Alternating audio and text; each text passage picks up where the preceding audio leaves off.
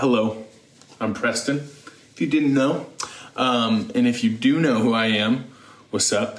If you don't know who I am, that's okay, no big deal. But I am here to tell you, a Bible story. But if you didn't know, I just had a baby. Okay, I didn't have a baby, my wife had a baby. So I have a new baby in the house. When you have a new baby in the house, sleep, not as much of a thing. So we're up super early, bright and early. It's not bright out. Yeah, it's very dark. It's dark and early. We're up dark and early because I got a Bible story to tell you. We're gonna jump right in, jump in. But I'm gonna make some coffee first. This week we're in Mark chapter 7. So it starts off, Jesus and his disciples are eating some food. Yeah, super interesting way to start. But in verse 5, this happens. It says, so the Pharisees and the teachers of the law asked Jesus, why don't your disciples live according to the tradition of the elders instead of eating food with their defiled hands? Okay, so the Pharisees, who were the Jewish religious leaders of the time, they get all uppity and mad at Jesus for him and his boys eating without washing their hands. Which, I mean, generally speaking, of course, we should wash our hands before we eat. Like, obviously. But the Pharisees weren't talking about normal hand washing to get rid of germs. See, they were talking about a ceremony washing, one that they had come up with that say, your hands are blessed and holy now, so you may proceed with eating, oh blessed hand man. Now, let's be honest. Does God want us to wash our hands in some special holy water so that they can be blessed before we eat? Obviously not. Like, I don't need blessed hands to eat my banana, right? No. But I washed them like normal. But Jesus actually, he calls them out for this. He doesn't let this slide. He actually comes after them for saying this. All right, so Jesus, he responded to the Pharisees. He said, in verse 6, he says, Isaiah was right when he prophesied about you hypocrites. As it is written, these people honor me with their lips, but their hearts are far from me. They worship me in vain. Their teachings are merely human rules. You have let go of the commands of God and are holding on to human traditions. See, Jesus lets them know that these commandments and these rules that they're talking about, they're the ones that are made up. See, Jesus doesn't want us acting like we're good Christians or like we want to just love God, like pretending. He wants us to actually show it, to have faith in action and not just acting faithfully, right? See, Jesus is all about action. So right now, we're going to take some action. We're going to, I let my dog out. You can go outside. Come on, Chini, get up. We're going to take some action. Right now, you're going to get into your small groups, and you're going to do action number 1. Okay? Ready? Go. You two, Chini, go. Get outside.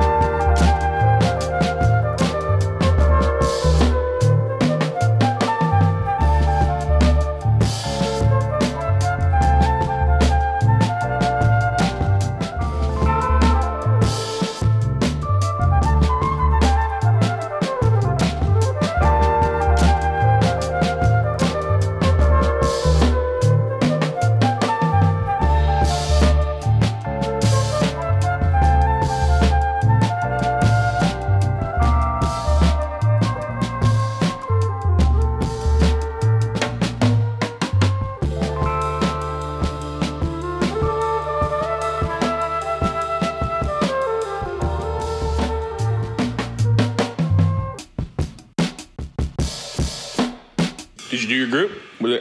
Was it good? Jeannie went pee. Did you do your group? Yeah? Okay. Good. I'm proud of you. Proud of you all. And Jeannie. All of you. Okay, so you just read about Jesus telling the Pharisees that they were being ridiculous. Basically because they were trying to enforce a rule that God never even gave them. You see, and Jesus knew that, honestly, the Pharisees were just trying to look and act all religious and proper. But they weren't actually having faith. That's why Jesus said what he said in the verse that we just read. So what do you think is more important? Following the commandments of God or the commandments of people who want to look like they follow the commandments of God? I feel like there's a little bit of a difference there. Okay, I ate breakfast. The dog went pee. I taught you guys a little bit of some Bible. Now it's time for the morning workout, the morning bike ride. Are you guys ready to go on my morning bike ride with me? My morning workout? Morning work. Who goes on morning workout? Who goes on morning workout? Okay, but for real, like on a real note, the thing about what Jesus was telling the Pharisees is that at least they were trying. Like the Pharisees were, they were listening to man and instead of God, but like it wasn't on purpose, you know. But they were missing the mark. Like they were way more focused on acting faithful instead of having real faith. In fact, Jesus goes so far as to say this. In verse 14, it says, again, Jesus called the crowd to listen to him and said, listen to me, everyone, and understand this. Nothing outside of a person can defile them by going in them. Rather, it is what comes out of a person that defiles them. See, this means a couple of things, but one of the big ones is that Jesus is talking about is food. Now, before we go any further, we need to get into activity number 2. So right now, with your groups, go ahead, start activity number 2.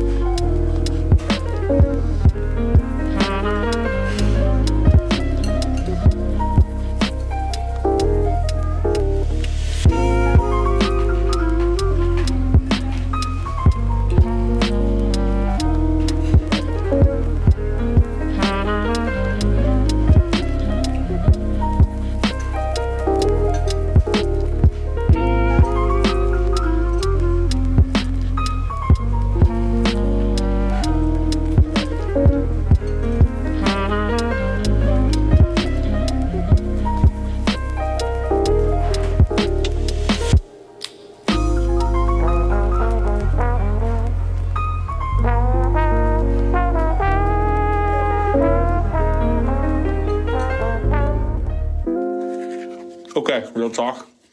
Who got the worst food combo? For me, it'd be like anything that involves mustard. But, you know, whoever got the worst food combo, I'm sorry for you. But did you know, other than the food combo thing, that the Jewish leaders in Jesus' time said that certain foods were unclean and that if you loved God, you couldn't eat them? But guess what Jesus is trying to tell everyone?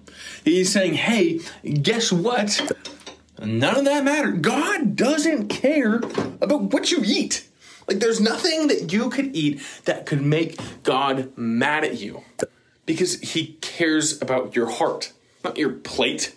But man, the Pharisees, they were not getting it. You see, they had been trained to focus on acting like they were faithful instead of being focused on being actually, faithful. Okay, the last part of the story that we need to know happens at the end. Okay, so Jesus has already told everyone that just acting faithful isn't what's going to help them. See, if you do the things just for the sake of trying to act like you know God, then God's going to see right through it. Okay?